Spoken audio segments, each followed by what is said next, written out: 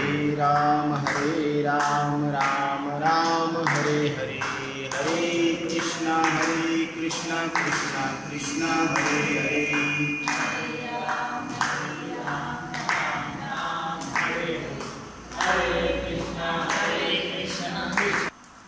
चार वेद, 6 शास्त्र आणि 18 पुराण, चहुवेदी जान साई शास्त्री कारण 18 ही पुराणे हरीशी गाती। एका हरीला गायला लागली। आणि हरी कोण आहे? ज्ञानदेव म्हणे भजा आत्मदेवा, अखंडित सेवा करा त्याची। आत्मदेव कोण आहे? ज्ञानोबराय सांगतात आत्मदेवाचं तुम्ही भजन करा। मग आत्मदेव म्हणजे आत्माच देव आहे। आणि आत्मा कोणाला म्हणावं? जसं संस्कृत भाषेमध्ये मीला आत्मा म्हणतात आणि इंग्रजी भाषेत मीला आय म्हणतात आणि हिंदी भाषेत मीला मैं म्हणतात। मग मी किती झाला? मी एकच आहे, पण त्याला 3 भाषेमुळे 3 नाव आले, मैं, आत्मा आणि आय। म्हणजे मी या शब्दाला 3 पर्यायवाचक शब्द आले। जसं पाण्याला तुम्ही काय म्हणता? पाण्याला पाणीच म्हणता, पण आंध्रामध्ये नीलू म्हणतात आहे ना, आणि इंग्रजीमध्ये वॉटर म्हणतात आणि संस्कृत भाषेमध्ये त्याला जल आहे ना असं म्हणतात। म्हणजे वस्तू किती आहे? एकच आहे, पण त्याला नाव किती आले? अनेक आले। तसं वस्तू एक आहे, आत्मा, मी, आणि या मी शब्दाचा अर्थ देव आहे असं स्वतः ज्ञानदेव सांगायला लागले। ज्ञानदेव म्हणे भजा आत्मदेवा, अखंडित सेवा करा त्याची। मग त्या देवानं स्वतःला हा 3.5 हाताचा देह मी आहे असा भ्रम धरून बसलेला आहे। आता हे तुम्हाला मिळालेलं आहे का तुम्ही येथे पहा? देवे दिला देह भजना गोमटा, देवानं तुम्हाला हा देह भजन करण्यासाठी दिलेला आहे आणि तुम्ही याला मी समजून बसले, ही चूक झाली। मग देह हा पाचाचा आणीला उसना, शेखी ज्याचा त्यासी देणे लागले। तुकोबराय सांगतात हे शरीर पंचमहाभूतापासून तुम्ही उसनं आणलेले। मग एखाद्याची वस्तू आपण उसनी आणली म्हणजे मागून आणली। मग मागून आणली म्हणजे शेखी ज्याचा त्यासी देणे लागेल, ज्याचा त्याला द्यावा लागत। मग आपण द्यायला तयार आहोत का कब्जाच करून बसलो? कब्जाच करून बसलो, हे माझं आहे म्हणून।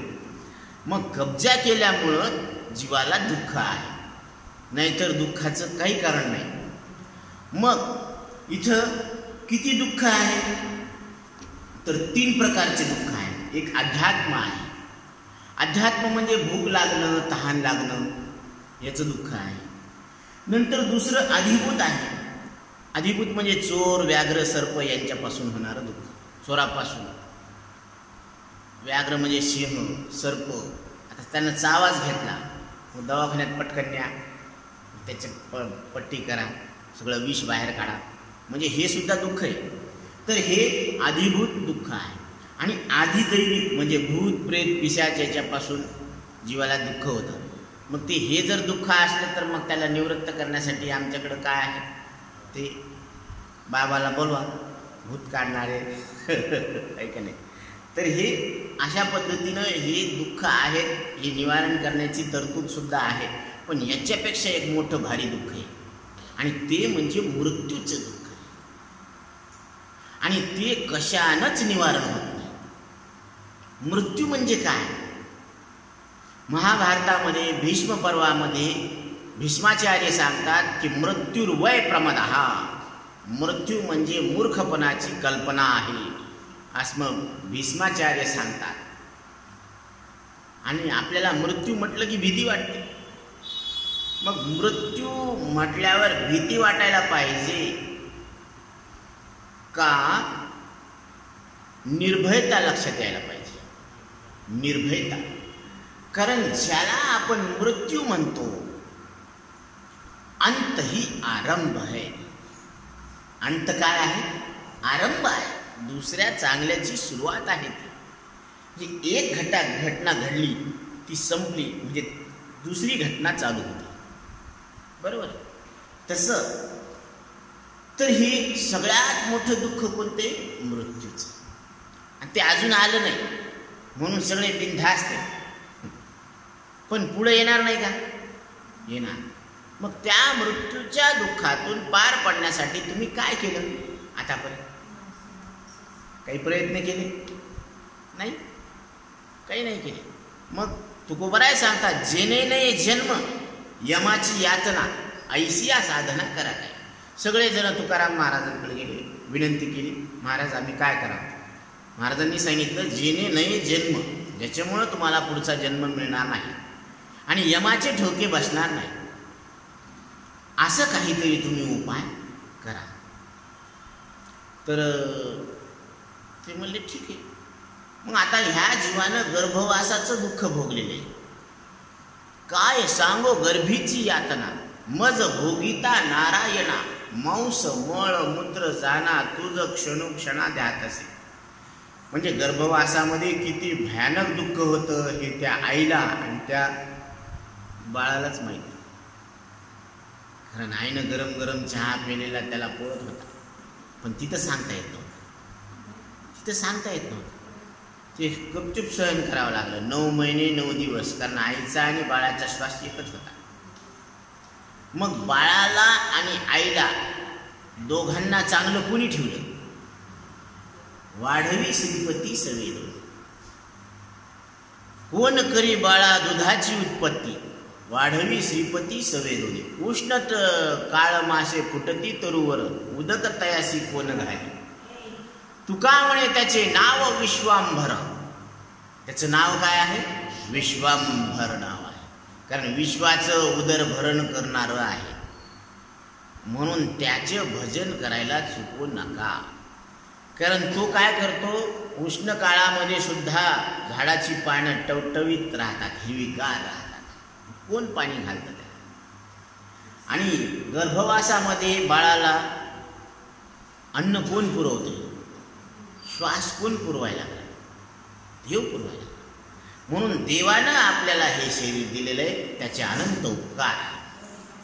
आणि आईवडिलांनी त्याचा सांभाळ केला म्हणून आईवडिलांचे सुद्धा उपकार आहे. म्हणून आईवडिलांचे मातृ देवो भव, पितृ देवो भव, आचार्य देवो भव इतक्या पवित्र हिंदू संस्कृतीमध्ये आपल्याला पवित्र असलेला हा नरदेह मिळालेला आहे. आणि या पवित्र असलेल्या नरदेहामध्ये आपण सगळेजण संतांच्या संगतीत आलो. पंढरपूरची वारी आज आळंदीहून पंढरपूरला प्रस्थान करणार आहे. आणि या वारीमध्ये पंढरपुरात जो या विश्वाचा मालक आहे तो विठ्ठल परमात्मा, तो सगळ्या भाविकांना आपलं दर्शन देणार आहे. म्हणून त्याचं आपण पंढरपुरामध्ये घ्या की हृदय मंदिरामध्ये घ्या, पण त्याचं दर्शन अवश्य घ्या. कारण आत्मरूपानं देव ओळखला जातो. ते आत्मरूप तुम्ही पहा कसं आहे ते तुम्ही तुमच्यात पाहायला पाहिजे. जगात नाही दिसणार तुम्हाला, कारण बाहेरच्या जगामध्ये तुम्हाला दिसणारच नाही. म्हणून त्यांनी सांगितलं की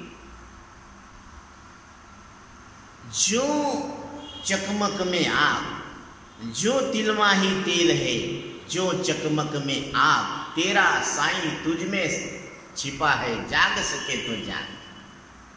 तुमचा साई तुमच्यामध्येच आहे. तुम्हाला जाग होता आलं तर व्हा, कारण जाग होण्याची ही वेळ आहे.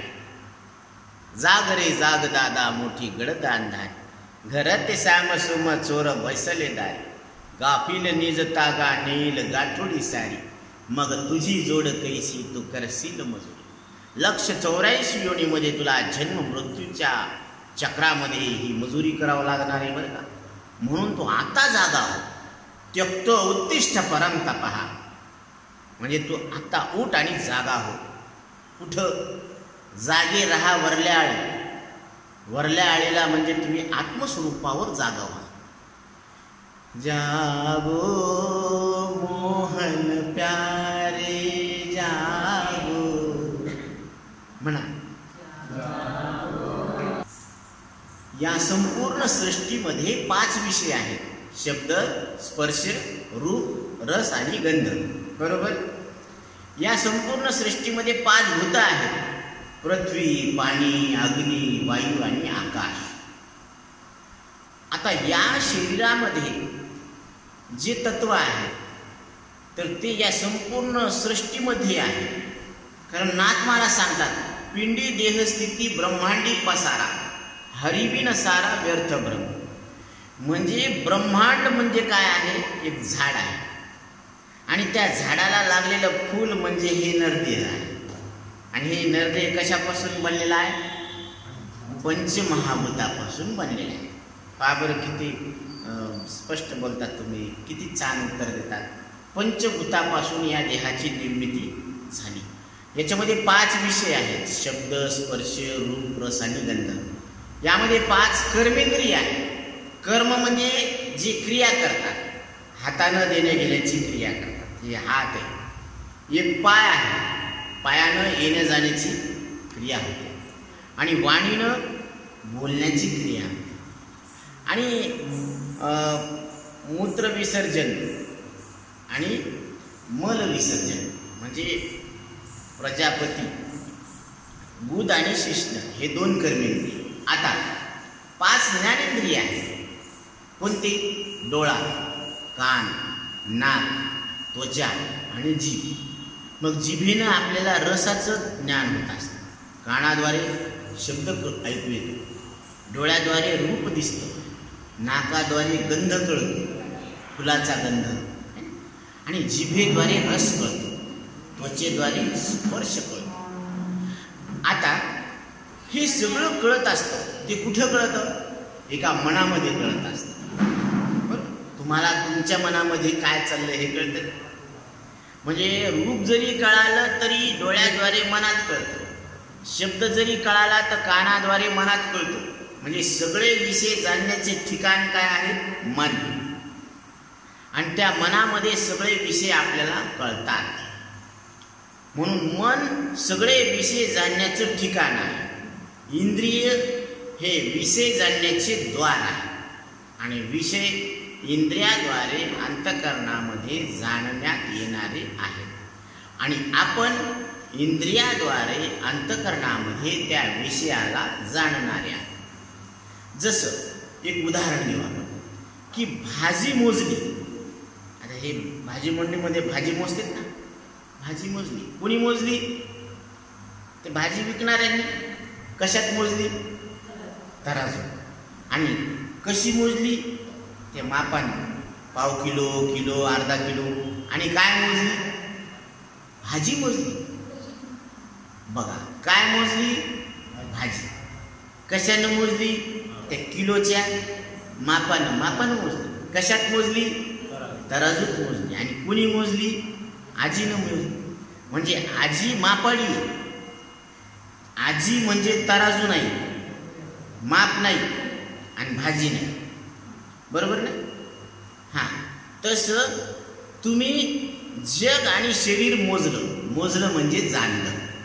हे 5 विषय मोजले. शब्द, स्पर्श, रूप, रस, गंध हे 5 विषय जाणले. कशानं जाणले? इंद्रियाच्या मापानं. आलं का लक्षात? इंद्रियाच्या मापानं मोजले. म्हणजे डोळ्यानं तुम्ही रूप मोजलं, कानानं शब्द मोजलं म्हणजे कळालं. नाकाद्वारे गंध मोजला, जिभेद्वारे रस मोजला, त्वचेद्वारे स्पर्श मोजला. आणि हे कुठं मोजलं?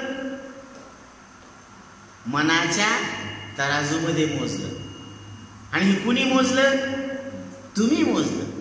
मग जसं आजी मापाडी मोजणारी, ते माप नाही, तराजू नाही आणि भाजी नाही, तसं इथं तुम्ही मापाडी, तुम्ही मन नाही, मनरूपी तराजू नाही, इंद्रिय रूपी माप नाही, आणि जे मोजलं म्हणजे शरीर आणि जग, ही शरीर जग रूपी भाजी तुम्ही नाही. आता लक्षात आलं. आता आपण काही प्रश्न, आता जग आणि शरीर म्हणजे काय आहे? भाजी. बरोबर. हे 5 विषय म्हणजे भाजी. तर काय मोजलं? भाजी मोजली. म्हणजे शरीर जग मोजलं. कशाने मोजलं? त्यागात, इंद्रियाच्या मापाने मोजलं. आणि कशात मोजलं? त्यागात, मनाच्या तराजूत मोजलं. आणि कुणी मोजलं? तुम्ही मोजलं. म्हणजे तुम्ही मापाडी आहात. म्हणजे तुम्ही मनाच्या तराजूहून, इंद्रियाच्या मापाहून आणि विषयरूपी भाजीहून वेगळे आहात. कधी? आता इथं. कोण कोण? सगळेच. म्हणजे आता इथं सगळेजण इंद्रियाहून, विषयाहून, मनाहून वेगळे आहात. आणि असं वेगळं पण लक्षात घेणं, तुम्ही शरीराहून वेगळे आहात म्हणजे आकाराहून वेगळे आहात, म्हणजे जन्म मृत्यूहून वेगळे आहात. तुम्ही इंद्रियाहून वेगळे आहात म्हणजे विषयाहून वेगळे आहात, म्हणजे त्यांच्या येण्या जाण्यापासून वेगळे आहात. आगमापायनो अनित्या स्थानस्थिती क्षस्व भारत. अर्जुना, हे सुख आणि दुःख, हे इंद्रिय, हे येणारे आणि जाणारे आहे. डोळे आलेले, ते जाणारे, म्हणून ते चष्मे लागले. पण काही दिवसानं चष्मे पण बंद होणार. ते म्हणे बाबा आता दिसत का आम्हाला, एक जागीत बसले. बरोबर ना? म्हणजे ते बसून आहे. म्हणजे डोळे आले, जाणार, पाय आले, जाणार, हात आले, जाणार. म्हणजे इंद्रिय आलेले आहेत आणि ते जाणार आहे. पण इंद्रियाची माप तुम्ही त्या इंद्रियाच्या मापाहून वेगळे आहात. म्हणून माप आले काय, गेले काय, याच्याशी तुम्हाला काही घेणं देणं नाही. तुम्ही याच्याहून वेगळे आहात. बरं, मनाचंही तसंच आहे. मनाच्या तराजूमध्ये तुम्ही सगळं मोजतात. म्हणजे मनाचं तराजू सुद्धा तुम्ही नाही. तुम्ही मनावरून कसे आहात? वेगळे आहात. तुम्ही मनाला जाणता. मग इथं एक प्रश्न आहे विचारलेला. शिष्य विचारतात गुरुदेवाला, गुरुदेव को देवहा. त्यावेळेस सद्गुरू सांगतात, यो मनस्साक्षी.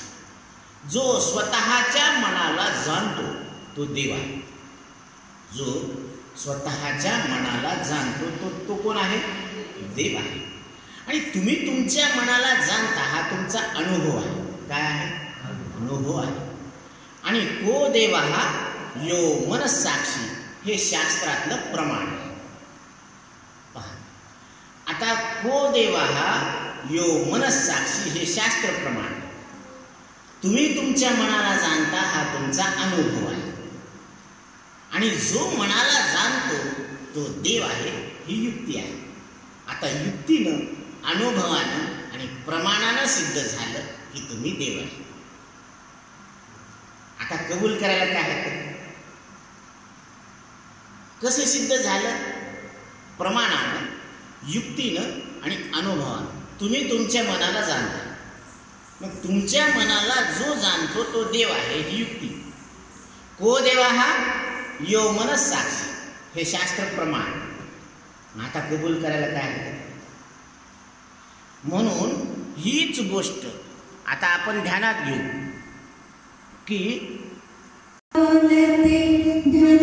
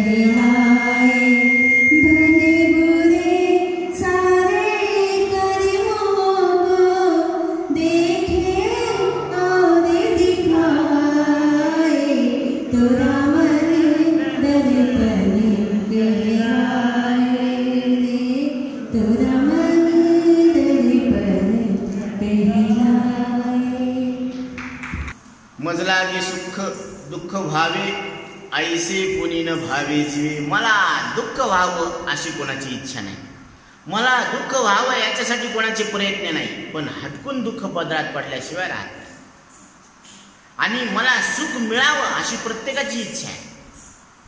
सुख मिळावं याच्यासाठी प्रत्येकजण प्रयत्न करतो, पण हटकून सुख पदरात पडत नाही. अजून सुख हातभर लांबच आहे. म्हणजे हे सगळे लोक जगायला लागले ते सुखामध्ये जगायला लागले का सुखाच्या आशेवर जगायला, आशेवर जगायला लागले. सर्व सुखाची आशा जन्म गेला, क्षण एक मुक्ती यत्न नाही केला. हिंडता दिशा क्षीण पावला, माये वेष्टीला जीव माझा. म्हणजे सगळं जीवन कशामध्ये गेलं, दुःख भोगण्यामध्ये गेलं. आणि सुख तर काही मिळालंच नाही अजून. सुख अजून हातभर लांबच आहे. म्हणून ते सुख हे काळानं, देशानं आणि वस्तूनं नष्ट होऊ नये असं सुख पाहिजे. आणि त्या सुखाला ब्रह्मसुख म्हणतात, त्या सुखाला आत्मसुख म्हणतात. म्हणून ब्रह्मरस घेई काढा, तेने पिढा वारेल. पथ्यनाम विठोबाचे आणिकवाचे नसेल. तुम्ही पथ्य काय आहे, तुम्हाला एकच आहे, तुम्ही विठ्ठलाचं नाव घ्या. आणि कोणता काढा घ्यायचा, ब्रह्मरस घेई काढा. जसं आता कोरोनामध्ये काय होतं माहिती का, हे तोंडाला मास्क लावायचं आणि योग्य डिस्टन्स ठेवायचं, बरोबर, सुरक्षित अंतर. आणि तोंडाला मास्क है जरूरी, 2 गज दूरी मास्क लगाना जरूरी. कशामुळं, कोरोनामुळं. आणि ते पोलिओ ट्रिपल डोस, 2 बूंद जिंदगी की, पोलिओ होऊ नये म्हणून. तसं ज्याला भवरोगातून मुक्त व्हायचं ना, त्यानं ब्रह्मरस घेई काढा, त्याला ब्रह्मरसाचा काढा घेणं आवश्यक आहे. तर ते काढा घेण्यासाठी तुम्हाला विठ्ठलाचं स्मरण करावं लागेल. कारण त्याच्या स्मरणानं काय होत असतं, तर महाराज सांगतात, विठ्ठल म्हणता हरले पाप, पदरी आले पुण्य माप. पुण्याचं माप येत असतं विठ्ठलाच्या स्मरणानं.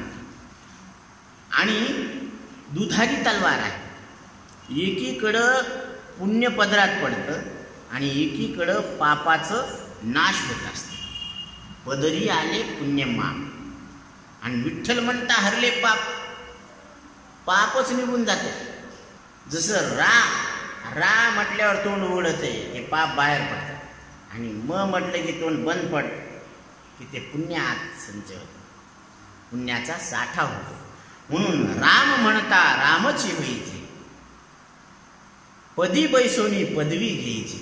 ऐसे सुख वचनी आहे, विश्वासे अनुभवे शोधूनी पाहे. राम म्हटल्याबरोबर रामच होत असतो. ही ताकद नामात आहे. ही ताकद कशात आहे, नामात आहे. म्हणून आता विठ्ठल नामाचं स्मरण केल्यानंतर स्मरणशक्ती वाढते, मेमरी पॉवर. दुसरी गोष्ट, तुमची व्हील पॉवर वाढते, इच्छाशक्ती. इच्छाशक्तीचा काय होतो, वाढ होतो. नंतर त्यामध्ये तुमची इम्युनिटी पॉवर म्हणजे रोग प्रतिकारक शक्ती वाढत असते. यानंतर दुःख सहन करण्याची शक्ती म्हणजे बफर सफरिंग पॉवर, ही पॉवर वाढत असते. आणि तिसरी गोष्ट, तुमचं आत्मविश्वास, कॉन्फिडन्स वाढत असतो. हे सगळे नामस्मरणाचे फायदे आहेत. दररोज तुम्ही सकाळी ब्रह्ममुहूर्त म्हणजे 4 ते 7 ही वेळ ब्रह्ममुहूर्ताची आहे. पूर्वेकडे तोंड करून पद्मासनामध्ये पाठीचा कणा ताट 90 डिग्री सेंटीग्रेडमध्ये आणि ज्ञानमुद्रेमध्ये बसायचं. नासाग्र दृष्टी ठेवायची आणि विठ्ठलाचं स्मरण करायचं. दररोज 5 मिनिटं का होईना असं जर आपण केलं तर अंतकरण शुद्धी हे त्याचं फल आहे. म्हणजे काय होतं की निर्मळ चित्ते झाले नवनीते, पाषाणा पाझर फुटते. जसं तुम्ही माठामध्ये पाणी भरलं तर ते भरल्या काय असतं, गडूळ असतं. आणि त्याच्यामध्ये तुरटी फिरवली की त्याच्यातला गाळ कमी होतो, खाली बसतो आणि वर नितळ पाणी असतं. तसे नामस्मरणाची तुरटी अंतकरणात फिरवली की रजोगुण तमोगुणाचा गाळ खाली बसतो आणि सत्वगुण वर राहतो. म्हणजे अंतकरणात सत्वशुद्धी येते आणि अंतकरणात सत्वशुद्धी आली की जसा आहे तसा परमात्मा कळत असतो. कारण परमात्मा देव प्रगट होण्याचं ठिकाण हृदय आहे. म्हणून हृदय मंदिरी स्मराकारे. रामकृष्ण नामे हे दोन्ही साजिरी, हे साजरे नाव आहेत. पण कुठं स्मरण करायचं? हृदय मंदिरी स्मराकारे. हृदयरूपी मंदिरामध्ये रामाच्या नामाचं स्मरण करा असं सांगितलेलं आहे. दुसरं, या नामस्मरणाचा फायदा देवरूपता येत असते. आता जसं सांगितलं ना, राम म्हणता रामाची व्हायची आणि पदी बैसोनी पदवी घ्यायची. तिसरा फायदा कर्मपाशातून मुक्तता. म्हणजे हे जे कर्माचे पाश आहे त्या पाशातून जीवाची मुक्ती होत असते. तर ते कसं? आता ती एक रीत आहे, ती समजून घ्या. आता भलतेही योनी जन्म घेता. आता कोणाला कोणकोणत्या योनीमध्ये कोणत्या आश्रमात जन्म मिळाला, मानवदेह, तो भाग वेगळा. पण मानवदेह मिळाला ना, मग मानवदेह मिळाला ही फार आनंदाची बातमी. पण या मानवदेहामध्ये अनुतापे भजे जो भगवंताचं भजन करतो, त्याचं नाव घेतो, नामे त्याची गाता वाणिता दहन संचिता भक्तियोगी. याप्रमाणे देवाच्या नामानं देवाची भक्ती करत असताना संचित कर्माचा नाश होतो. संचित कर्म कशाला म्हणायचं? जे अनंत काळापासून अनंत देहामध्ये देहाला मी समजून केलेल्या कर्माचा गठुड ते अजून भोगायचं राहिलं, तर ते कर्माचं गठुड याला संचित कर्म म्हणतात. तर ते देवाच्या भक्तीच्या बळानं जळून गेलं. आता दुसरा भाग पहा. यावरी प्रारब्ध भोग येती अंगा, भोगिता स्मरे जो पांडुरंगा, निस्तरे प्रारब्धा तो वेगा, पावे अंतरंगा श्रीहरी ते. अशा पद्धतीनं प्रारब्ध भोग अंगावर येत असताना, प्रारब्धाचे भोग भोगत असताना तो भगवंताचं नामस्मरण करत असतो आणि त्या नामस्मरणामुळं त्याचं प्रारब्ध भोग सुद्धा काय होत असतं? निस्तरून जात असतं. म्हणजे त्याचा तो भोग संपत असतो. आणि पावे अंतरंगा श्रीहरी ते, तो अंतरंगामध्ये श्रीहरीला प्राप्त होत असतो. म्हणून जे नित्याने आचरत, आता नित्य नियमानं ज्याचं आचरण करतो, जे कर्म करतो, ते ब्रह्मार्पण जे करीत, ते ब्रह्मार्पण करायचं. केलेलं कर्म काय करायचं? भगवंताच्या चरणी अर्पण करायचं. तर अहंकृतीनं धरी फळकाम रहित, हे काम मी केलं अशी अहंकृती धरत नाही आणि फलाची अपेक्षा ठेवत नाही. म्हणून कुठलंही कर्म करत असताना फलाची अपेक्षा न ठेवता आणि हे काम मी केलं अशी अहंकृती न ठेवता ते भगवंताला अर्पण करणं, यानं काय होत असतं? तर क्रियमान जाळीत निष्कामता. ती निष्कामताच तुमची क्रियमान कर्माला काय करून टाकते? जाळून टाकते. म्हणजे संचित, प्रारब्ध आणि क्रियमान तिन्ही कर्म काय झाले? जळाले. म्हणून याची लागे निळा म्हणे, कर्मपाश तुटती येणे. अशा पद्धतीनं कर्म केल्यामुळं हे कर्माचे पाश तुटून जातात. विठोबाच्या नामस्मरणे यातायाती चुकती. विठ्ठलाच्या नामस्मरणानं हे तुमचं जन्म मृत्यूचं दुःख चुकत असतं. म्हणून पहा, तुम्ही विठ्ठलाच्या नामानं काय होत असतं? संचित कर्म जळून जातं. बोला तुम्ही, विठ्ठलाच्या नामस्मरणानं संचित कर्म जळून जातं. आता तुम्ही जे कर्म करता ते कर्म मी करत आहे असं न म्हणता आणि त्या कर्माच्या फळाची अपेक्षा न ठेवता अशा पद्धतीनं जर निष्काम बुद्धीनं कर्म केलं तर म्हणजे प्रारब्ध कर्म सुद्धा निस्तरून जातं. आणि निष्काम कर्म केल्यामुळं ते क्रियमान कर्म सुद्धा जळून जातं. म्हणजे आता तिन्ही कर्म जळाले ना, मग तिकडून नीड रिपोर्ट आला ना, मग नीड रिपोर्ट आल्यानंतर मग ते दवाखान्यात ठेवतात का पेशंटला? पेशंटला ठेवत नाहीत दवाखान्यात. नीड रिपोर्ट आला ना, मग नीड रिपोर्ट आल्यानंतर ते म्हणतात आता तुम्ही पेशंटला घरी घेऊन जा. तसं देव म्हणतो की आता तुम्हाला संसारामध्ये राहण्याची आवश्यकता नाही, आता चला आमच्यासोबत. म्हणून देव निज धामाला गेले म्हणजे कुठे गेले? आत्मस्वरूपामध्ये विलीन झाले.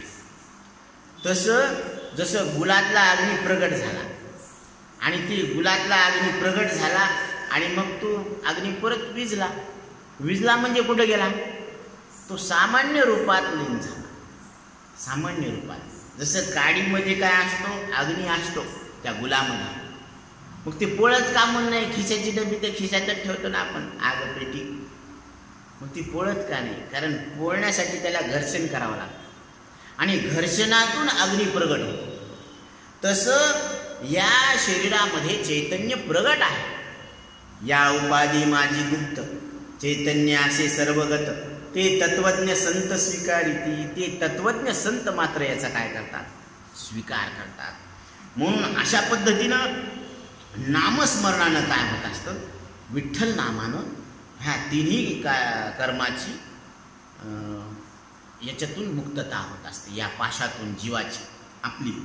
आता विठ्ठल नाम माहीत आहे, विठ्ठल नाम सोपं आहे, विठ्ठल नाम घेता येतं, विठ्ठल नामात साक्षात फल आहे. बरं, पैसा लागत नाही. विठ्ठल म्हणायला पैसा लागतो का? नाही लागत. नाम घेता येतं. आता नाम घेता न लगे मोल, आणि नाम मंत्र नाही फोल. दोचे अक्षराचे काम, उच्चारावे राम राम. म्हणून प्रत्येकानं विठ्ठल नामाचं स्मरण करायला पाहिजे.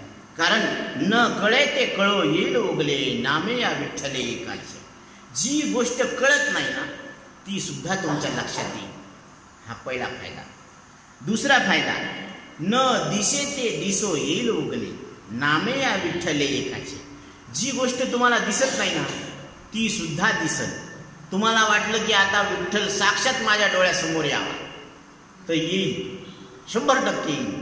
फक्त तुम्ही तुमचं नामस्मरण तितकं करा. तिसरी गोष्ट, न बोलो ते बोलो येईल उगले, नामे या विठ्ठले एकाचे. तुम्हाला ज्या वस्तूबद्दल बोलता येत नाही ना, त्या वस्तूबद्दल बोलता येईल. पण कशामुळं? नामे या विठ्ठले एकाचे.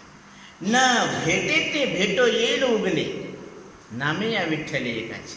जी वस्तू तुम्हाला भेटत नाही ती वस्तू सुद्धा भेटल. पण कशानं? नामे या विठ्ठले एकाचे. म्हणून अलभ्य तो लाभ होईल अपार, पण नाम निरंतर म्हणता वाचे. नाम कसं व्हायला पाहिजे? निरंतर वाचन म्हणायला पाहिजे. आणि तुका म्हणे जीव आसक्त सर्व भावे. हा नामामध्ये आसक्त झाला तरी तरतील नामे विठोबाच्या. तो जीव या जन्म मृत्यूच्या भवसागरातून तरून जात असतो. म्हणून आता प्रत्येकानं विठ्ठलाच्या नामा अशा पद्धतीनं प्रत्येकानं जर आपल्या घरामध्ये विठ्ठलाला बोलावलं तर त्याला म्हणजे सगळ्याच्या घरी जायला अडचण येईल का? नाही. कारण अनंत रूपे अनंत वेशे देखिले म्या त्यासी, बाप रुक्मा देवी गुरु खुण बाणवी कैसे. म्हणजे अनंत रूपानं अनंत वेशानं भगवंत नटलेला आहे. तो जीव रूपानं, देव रूपानं, संत रूपानं सुद्धा नटलेला आहे. जसं नामदेवरायांची परीक्षा घेतली होती विठ्ठल भगवानानं, की त्यांनी ज्यावेळेस ती खीर आणली होती नामदेवरायांनी, तर तो कुत्र्याच ती वाटी घेऊन पळाला. आणि त्यांच्या मागं नामदेवराय सुद्धा ती तुपाची वाटी घेऊन पळू लागले. देवा, त्याच्यावर वरून तुपाची धार तर टाकू दे ना, नुसतीच खीर खायला लागला तो. म्हणून भगवंतानं त्यावेळेस लक्षात घेतलं की नामदेवराय आता परीक्षेत पास झाले. कारण त्यांना वाटत होतं की देव एकात्मक एकदिशी आहे. पण आता लक्षात आलं की देव कसा आहे? सर्वव्यापक आहे, अनादि अनंत आहे. हरि अनंत, हरिरूप अनंत, हरिकथा अनंत. म्हणून अनंत रूपे अनंत वेशी देखिले म्या त्यासी, बाप रुक्मा देव रुखुण बाणली कैसी, हालकारे कृष्ण डोलकारे, घडिये घडिये घडिये गुज बोलकारे. म्हणजे श्रीकृष्ण परमात्मा अनंत रूपानं अनंत वेशानं नटलेला आहे. म्हणून एकच परमात्मा जिकडं पाहावं तिकडं दिसत आहे. हरीची दासा हरिदाही दिशा, भावे जैसा तैसा हरी एक. एकच हरी अनंत रूपामध्ये प्रगट झालेला आहे. म्हणून त्या हरीला आता पाहण्याची दृष्टी नामदेवरायांची बदललेली आहे. आता त्यांची दृष्टी शुद्ध झालेली आहे. म्हणून त्यांनी काय सांगितलं की हा नाम्याची खीर चाखतो, चोखोबाचे गुरे राखितो. हा नाम्याची खीर चाखतो, चोखोबाचे गुरे राखतो. पुरंदराचा हा परमात्मा, पुरंदराचा हा परमात्मा, वालिदा माझीचा कानडा, राणा पंढरीचा कानडा, राणा पंढरीचा कानडा, राणा पंढरीचा. अशा पद्धतीनं हा श्रीकृष्ण परमात्मा म्हणजे साक्षात विठ्ठल परमात्मा हा कानडा राणा पंढरीचा म्हणजे पंढरपूरचा राजा, सगळ्या विश्वाचा मालक आहे हा विठ्ठल स्वरूप परमात्मा. आणि तो तुमच्या हृदयामध्ये प्रगट आहे, आत्ता आहे, इथं आहे. आणि ते विठ्ठल स्वरूप परमात्मा तुम्ही आहात, अशी तुमची ओळख करून घेण्यासाठी साधू संत सांगतात. म्हणून आता तुम्ही